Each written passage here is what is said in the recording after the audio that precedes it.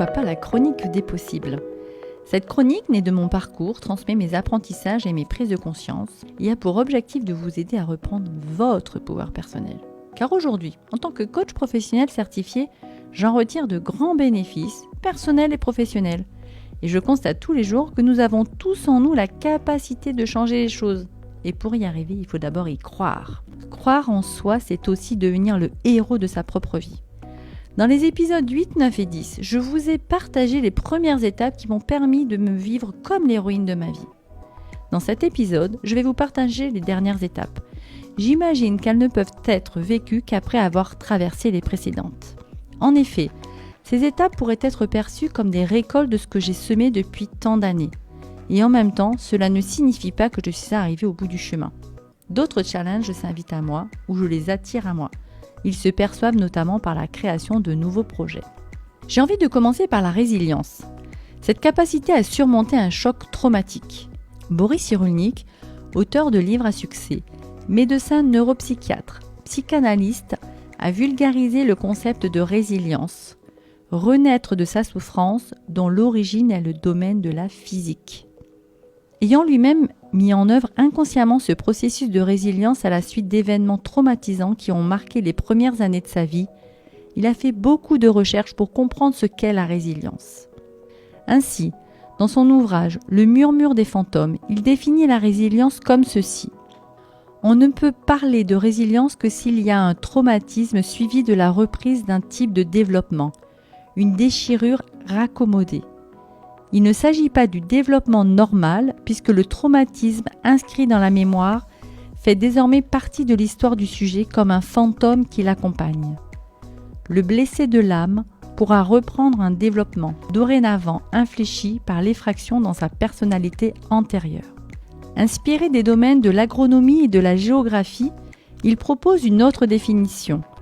On dit d'un sol qu'il est résilient lorsque, après une inondation ou un incendie, il recommence à vivre. La faune et la flore seront différentes qu'avant le désastre, mais la vie reprend.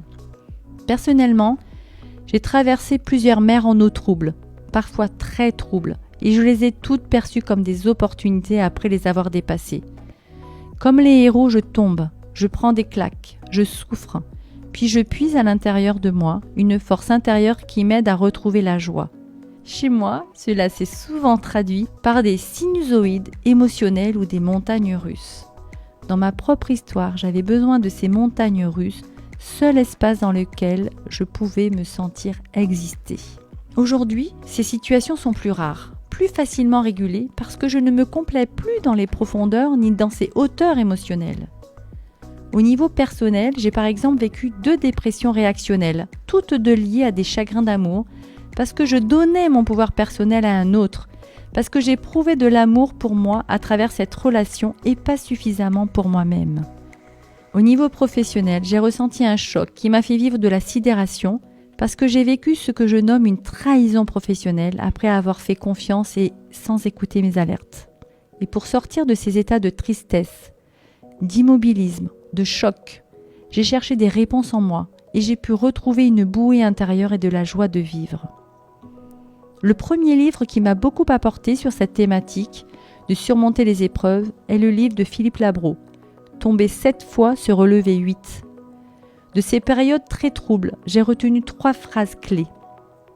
Il n'y a pas de problème, il n'y a que des solutions. Ce ne sont pas les choses qui font mal, mais le sens qu'on leur donne. Et on fait du mieux qu'on peut au moment où on le fait. Dans ces moments douloureux, j'étais triste et mon mental tournait en boucle. C'est la répétition de ces pensées désagréables, tournées vers le passé ou le futur, qui empêche de trouver de la ressource, celle dans l'ici et maintenant. Et plus mon mental s'emballe, plus mon accès à mon moi intérieur, un des lieux précieux de ma ressource, est difficile. Grâce à la pratique d'activités psychocorporelles telles que la méditation, la danse, j'emprunte le chemin vers le calme intérieur, le repos de mon esprit. Et ainsi, en diminuant mon agitation mentale liée au stress, je poursuis ma croissance et je réussis à voir plus grand que mon ego. Ainsi, aujourd'hui, quand cela m'arrive, je ralentis, je fais un plongeon canard à l'intérieur de moi et j'écoute ce qui est présent. les messages subliminaux envoyés par mon corps et je me demande ce qui est en œuvre. Ralentir pour mieux sentir. C'est difficile. C'est un de mes moyens qui me permet d'aller à la racine de ce que je vis. Ce monde intérieur que je découvre et que j'aime parcourir, c'est le reflet de ma vision du monde extérieur. Plus j'aime y aller, plus j'aime être au contact avec les autres et au service du monde. Dans un monde qui va très vite, combien sommes-nous à prendre ce temps ? Si je sais que c'est une clé précieuse qui m'apaise, parfois cela me demande un effort de ralentir. C'est la pratique régulière qui m'aide à le faire. Ce processus pourrait bien être répandu et je l'ai repéré aussi chez mes clients. Quand je leur demande de faire un stop sur ce qu'ils vivent ici et maintenant, je perçois qu'ils peuvent être déconcertés ou ils peuvent ne pas réussir à y aller ou encore, certains peuvent souffrir de contacter ce qui se passe à l'intérieur d'eux. Grâce à des années de recherche personnelle, je me connais mieux et je vais un peu plus vite à transformer mes obstacles en force. L'humilité, c'est une clé importante. Selon le dictionnaire Le Robert, l'humilité est un sentiment de sa propre insuffisance qui pousse à réprimer tout mouvement d'orgueil. Et depuis que je suis sur ce chemin de la connaissance de moi, je me sens réconciliée avec mes faiblesses et j'ai gagné en réalisme par rapport à mes succès. Pendant longtemps, j'ai oscillé entre « je ne mérite pas ce succès » et « c'est grâce à moi que nous y sommes arrivés ». Le travail sur mon estime de moi a été nécessaire pour que mon ego ne prenne pas le dessus. Il y a souvent la confusion entre la confiance en soi et l'estime de soi. La confiance en soi s'acquiert par l'expérience. Plus je réussis, plus j'augmente ma capacité à faire et je nourris mon sentiment de compétence. L'estime de soi, pour celles et ceux qui en manquent, pourrait être vécue comme un panier percé. Le cumul de succès n'est pas suffisant pour augmenter la valeur de ce que nous percevons de nous-mêmes. Et si nous y arrivons rationnellement, nous pourrions ne pas le croire sensoriellement. Pour le psychologue Will Schultz, la confiance en soi est une des composantes de l'estime de soi. Il ajoute au sentiment de compétence le sentiment d'importance. Est-ce que je me ressens comme important ? Et le sentiment de sympathie. Est-ce que je me ressens aimable ? Il indique que l'estime de soi est corrélée aux perceptions, aux croyances et aux ressentis qu'une personne a vis-à-vis d'elle-même. Personnellement, c'est le travail sensoriel et émotionnel qui a favorisé le développement de l'estime de soi. Mes croyances autour de ce sujet étaient engrammées dans mon corps et j'ai pu les déconstruire, les libérer. J'ai alors moins de choses à prouver. Vivre avec humilité me permet de me foutre la paix, pour faire référence au titre du livre de Fabrice Midal, que je vous recommande par ailleurs. Cela rend plus léger et plus fluide mon quotidien.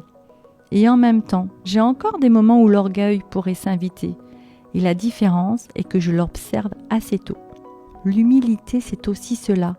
Nous sommes parfaitement imparfaits, nous et les autres. Le troisième point et le dernier que j'ai envie d'évoquer est celui du don de soi. Le fait de servir les autres par son savoir-faire, ses compétences, son temps. Je donne du temps et des compétences à plusieurs associations et depuis que je le fais, j'ai l'impression de me sentir grandi. Cette notion de don de soi est une notion qui apparaît dans les 5 domaines de vie selon Frederick Hudson, professeur et philosophe à l'Université de Columbia aux États-Unis. Il est considéré comme l'un des pères du coaching. Parmi les 5 domaines de vie, en plus du personnel, familial, professionnel et le couple, le domaine social a une place à part entière dans notre vie pour se sentir en équilibre. Je nourris ce domaine social à travers 2 missions. La première mission, c'est le bénévolat. Depuis 2018, une partie de mon temps est offerte à d'autres. J'investis, je contribue dans des associations. J'ai alors contacté ma valeur d'altruisme qui fait que j'ai envie de donner. Non pas pour recevoir de la reconnaissance, mais parce que je sais que je peux faire du bien tout en me nourrissant.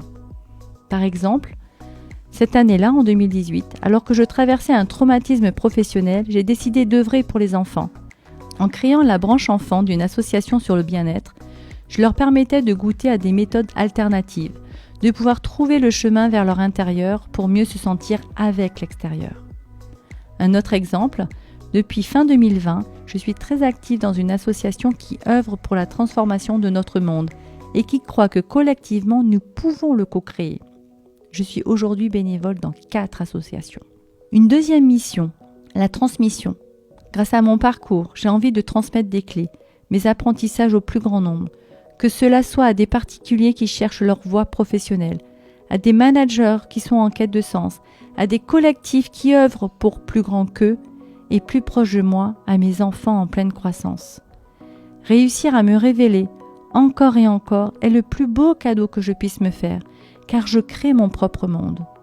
Passer de mes rêves à leur réalité, cela pourrait bien être de la créativité. Telle une peintre qui réussit à mettre sur la toile ses images, ses émotions, ses ressentis. En créant ces podcasts, je montre aussi mes œuvres au monde.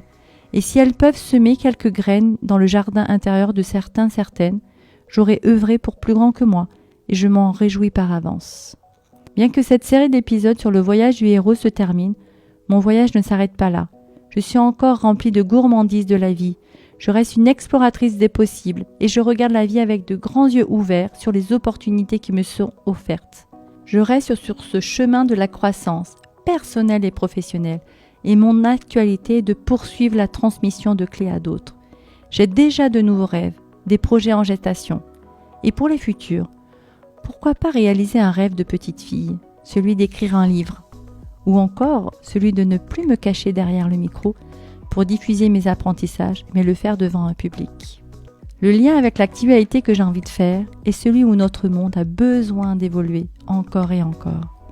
Je rêve d'un monde où tout le monde s'offrira le cadeau de reprendre son pouvoir personnel, se sentira libre d'être, où les uns et les autres auront la capacité de se rejoindre avec le cœur pour trouver des solutions qui amènent de l'harmonie, de la paix et de la sérénité. Et vous, quelle œuvre avez-vous envie de créer et d'offrir aux autres ? Car les rêves qui se réalisent sont souvent ceux qui sont utiles pour soi et aussi pour plus grand que soi. Alors, autorisez-vous à rêver grand. C'est aussi cela reprendre le pouvoir personnel de notre vie, comme le font si bien les héros. Et je suis ravie de vous retrouver prochainement dans une autre chronique des possibles.